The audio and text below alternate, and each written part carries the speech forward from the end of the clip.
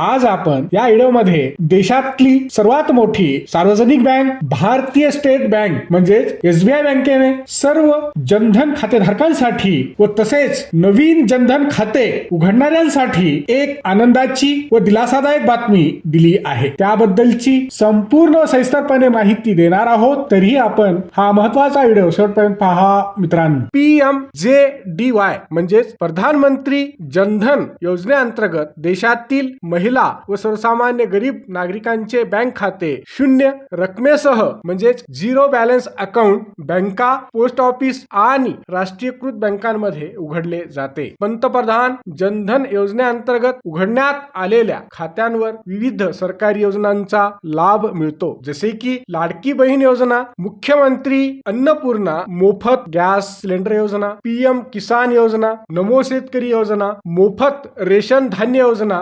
PMFY योजना इत्यादी योजनांचा लाभ थेट DBT द्वारे म्हणजेच डायरेक्ट बेनिफिट ट्रान्सफर द्वारे या जनधन बँक खात्यात जमा करण्यात येतो। याशिवाय PMJDY योजनेच्या लाभार्थी खातेदारांना म्हणजे जनधन खातेदारांना अनेक सुविधा सरकारकडून देण्यात येतात। केंद्र सरकारच्या प्रधानमंत्री जनधन योजनेचा उद्देश हा प्रत्येक कुटुंबाचे कमीत कमी एक तरी बँक खाते असावे। गोरगरीब, कामगार, शेतकरी, मजूर, वंचित घटकांना सरकारच्या विविध योजनांच्या माध्यमातून दिला जाणारा पैसा थेट त्यांच्या बँक खात्यात जमा व्हावा, हे या योजनेमागील मुख्य कारण होते। या योजनेची सर्वात महत्त्वाची म्हणजे जमेची बाजू म्हणजे हे एक झिरो बॅलन्स अकाउंट आहे आणि कमीत कमी कागदपत्र देऊन कोणतेही भारतीय नागरिक बँकेत आपले जनधन खाते उघडू शकतील। आता पाहू या जनधन खात्याचे फायदे काय आहेत। नंबर 1,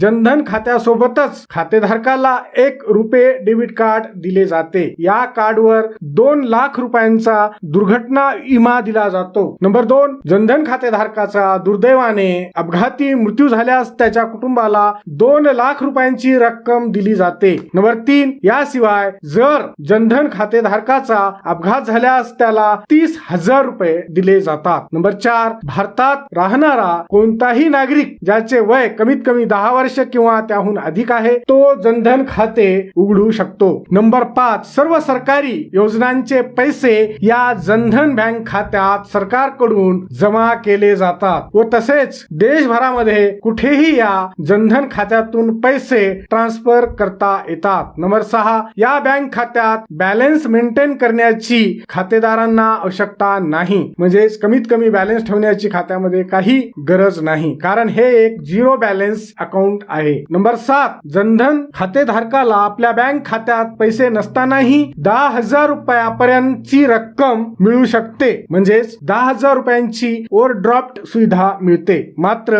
ही सुविधा खाते उघडल्यानंतर काही महिन्यानंतर मिळते। मात्र यासाठी खातेधारकांना आपले बँक खाते व्यवस्थित मेंटेन आणि देवाणघेवाण करावी लागते। स्टेट बँक ऑफ इंडियाने आपल्या अधिकृत सोशल मीडिया अकाउंट X वरून अलीकडेच सोमवारी म्हणजेच सोमवार दिनांक 6 एप्रिल 2026 रोजी एक ट्विट करून याबाबतची माहिती सर्व जनधन खातेदारांना व देशातील नागरिकांना दिली आहे। SBI बँकेने आपल्या ट्विट मध्ये पुढे असे म्हटले आहे की या जनधन योजनेसंबंधित अधिकची माहिती जाणून घेण्यासाठी तुम्ही 1-800-1234 किंवा 1-800-2100 या क्रमांकावर संपर्क साधू शकता। हा व्हिडिओ शेवटपर्यंत पाहिल्याबद्दल आपल्या सर्वांचे अगदी मनापासून आभार। खूप खूप धन्यवाद। जय महाराष्ट्र।